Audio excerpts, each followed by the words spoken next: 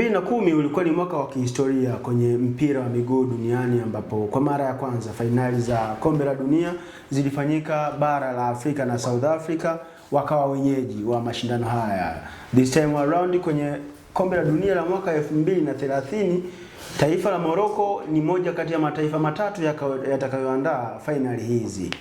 Wakati tukiamini Morocco anaweza akapewa nafasi ya kuhost mchezo wa fainali wa kombe la dunia la mwaka 2030, taarifa zimetoka kwamba fainali kati ya Morocco na Senegal imetia doa.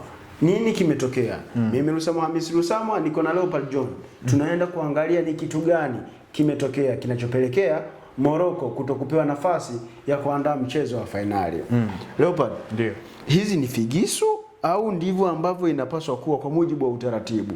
Baada ya mchezo wa fainali ambao inasemekana eti kulikuwa kuna kasoro za hapa na pale zimepelekea FIFA kufikiria kuwanyang'anya ile nafasi ya kuhosti mchezo wa fainali wa kombe la dunia mwaka 2030. Kitu gani kibaya kilitokea kwenye mchezo wa fainali kati ya Morocco na Senegal? Kwanza Waswahili wao wanasema mwenye macho huwa haambiwi tazama na mwenye masikio huwa haambiwi sikia. Ni wazi ulimwengu mzima ulikuwa unafuatilia michuano ya AFCON ambayo ilikuwa inaendelea nchini Morocco. Unakuja kuangalia hasa katika mchezo wa fainali wenyeji Morocco dhidi ya Senegal, ulikuwa ni mchezo ambao ulikuwa una hisia za aina yake, hasa juu ya kile ambacho kilikuwa kinadaiwa Senegal kutaka kugomea mchezo kufuatia bao ambalo walikataliwa na mwamuzi kutoa mkwaju wa penalty uelekezwa katika lango lao. So ilikuwa ni scenario ambayo haireflect mchezo wa mpira wa miguu na ilikuwa inachafua slogan ile logo ya nembo ya timu taifa ya Morocco na taifa kwa ujumla, kwa sababu ilikuwa ni sehemu kama vile wamefika katika ile hatua pasipo na upambanaji, ila ni juhudi za nje ya uwanja.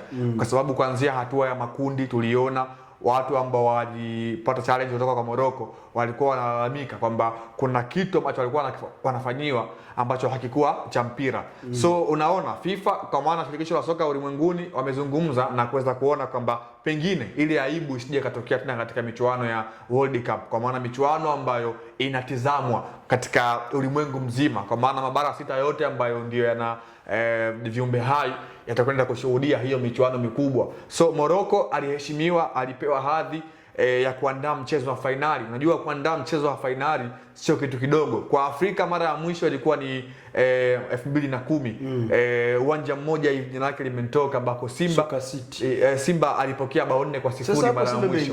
Yeah, of course nimetolea ile comparison ili bado watu nielewe. Tunazungumzia kombe la dunia. Ila wewe kwa nongwa zako unaingiza na Simba ilipopigwa goli 4-0 na Kaizer Chiefs. Nimekumbuka tu hiyo. Yeah, of course. Unaona ni muda mrefu takribani miaka isiyopungua 15 hatujashuhudia michuano ya AFCON ya World Cup, hasa mchezo wa fainali ukipigwa katika ardhi ya Afrika. Binafsi yangu 2010 sikushuhudia huo mchezo wa AFCON wa fainali ya World Cup. Hata kuzaliwa kwa bado. Yeah. Of course, kwa hiyo unaona tulikuwa tunategemea pengine kushuhudia hiyo historia kwa mara ya kwanza kuweza kuandikwa, lakini imekuwa ni ngumu. Ingekuwa mara ya pili. Wewe ungesema ingekuwa mara ya kwanza kwako.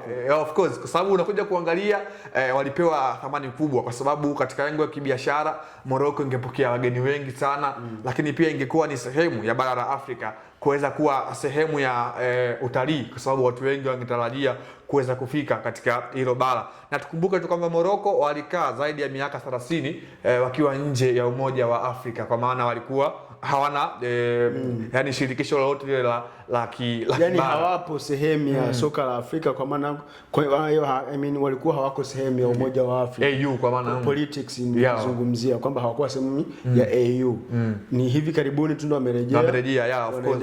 Kwa hiyo hii ingekuwa pia ni sehemu ya kuitengeneza Morocco kuwa kitu bora, lakini unaona siku za hivi karibuni FIFA ametoa tamko kwamba rasmi taifa la Uhispania, ambaye yeye mwenyewe alikuwa ni miongoni mwa waandaaji wa kombe la dunia mwaka 2030 ndio anakwenda kuhodhi mchezo wa fainali, kwa sababu Morocco ameonekana kile ambacho kilitokea katika mchezo wa fainali wa AFCON hakikuwa kitu cha kimpira na hakikuwa kitu cha kiungwana. Dunia tulikubaliana kwamba penalty waliopewa Morocco ilikuwa ni ya halali.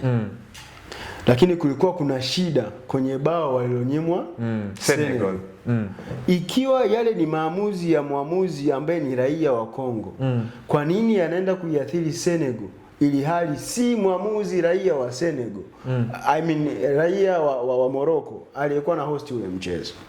Kwanza unajua katika mabara sita, kwa maana mabara 7 ambayo yanaunda ulimwengu, kuna mabara 6 ambayo ndiyo yanatambulika katika shirikisho la soka ulimwenguni kwa maana ya FIFA. Kwa maana kuna CAF barani Afrika, kuna Europe barani Ulaya, and then kuna ASFC kwa maana hii inapatikana kule barani Asia, and then kuna CONMEBOL ambayo hii ni Amerika ya Kusini. So mabara yote ambayo nimeyataja hapo na mashirikisho yake, yeah of course, ambayo ni Amerika ya Kaskazini. Hayo yote ukitoa bara la Ulaya kwa maana Europe, ukitoa bara la Amerika kwa maana zote mbili, Amerika ya Kusini na Kaskazini, mimi nafikiri bara ambalo linafuata katika maendeleo ya soka, hasa kwa aina ya wachezaji ambao wanapatikana katika ligi kubwa ulimwenguni, Afrika inaweza kuwa ni sehemu moja ama nyingine imechangia kwa asilimia kubwa. So ni wazi kwamba ina wachezaji ambao ni very professional katika hizi ligi kubwa barani Ulaya hasa. Kwa hiyo inamaanisha kwamba kuna vipaji vikubwa ambavyo vinapatikana katika bara la Afrika, lakini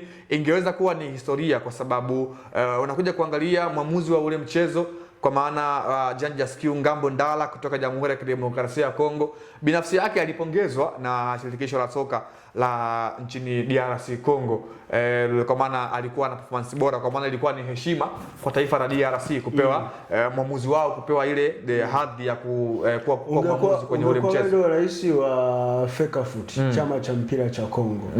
Hizo pongezo ungezitoa? Yeah, of course, kwanza ni heshima na ni legacy kwa upande wake, kwa sababu Kongo imetangazwa, Kongo imewakilishwa vizuri katika michuano ya AFCON na watu wawili tu pekee, kwa maana alikuwepo Lumumba ambaye alikuwa ni anafanya kama vile shabiki ambaye alizolea umaarufu mkubwa, lakini pia Jean-Jacques Ngambo Ndala ameonekana ulimwengu mzima. Tumeona the way ambavyo watu ile reaction mara baada ya Senegal kuwa mabingwa ilivyotokea. Ni wazi ulimwengu ulikuwa unatazama na Kongo ilikuwa inapepea kote alipo, kwa maana watu wengi walikuwa wanamfuatilia Jean-Jacques Ngambo Ndala, na ni miongoni mwa waamuzi ambao tayari wamekwisha teuliwa ama kuchaguliwa na FIFA kwenda kuwa katika ile listi ya waamuzi 5 kutoka barani Afrika ambao watakwenda kupiga kipenga katika michuano ya World Cup mwaka 2026 pale Amerika ya Kusini, ambako Mexico, Canada na Marekani watakwenda kuwa waandaaji. Kwa hiyo kwa hili Afrika tumeumia sana, kwa sababu tumekosa ile hadhi na thamani kwa sehemu moja ama nyingine ya kuhodhi mchezo mkubwa pengine kwa mwaka huo 2030, kwa maana finali ya kombe la dunia. Na binafsi yangu naamini finali ya World Cup 2030 Argentina atakuwa hapo tena. Moja kati ya vitu ambavyo tunapaswa kuvifanya ni kumwomba Mwenyezi Mungu ili 2030 tuwe hai tushuhudie finali hizi ambazo zitafanyika Morocco, Spain na Ureno.